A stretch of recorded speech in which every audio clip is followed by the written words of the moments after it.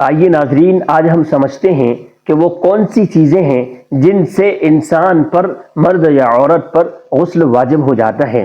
وہ تین بنیادی چیزیں ہیں، اگر ہم ان تین چیزوں کو یاد رکھ لیتے ہیں تو ہمارے لیے بہت آسان ہو جاتا ہے کہ کون سی چیزوں سے غسل واجب ہوتا ہے۔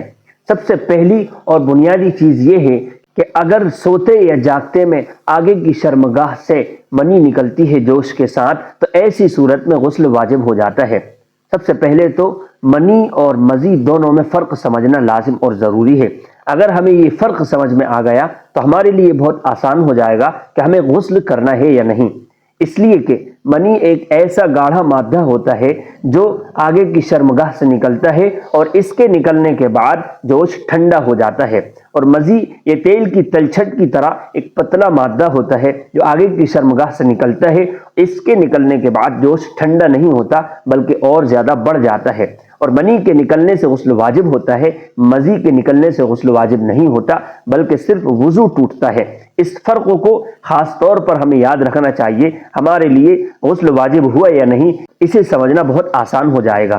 دوسری چیز جس سے غسل واجب ہو جاتا ہے، دوسری چیز ہے کہ اگر مرد کی شرمگاہ کا آگے کا حصہ جو سپاری کی طرح ہوتا ہے، جس کو حشفہ بھی کہتے ہیں، اگر وہ عورت کی شرمگاہ میں چھپ جاتا ہے تو غسل واجب ہو جائے گا، چاہے منی نکلے یا نہ نکلے، یعنی صرف داخل ہونے سے غسل واجب ہو جاتا ہے۔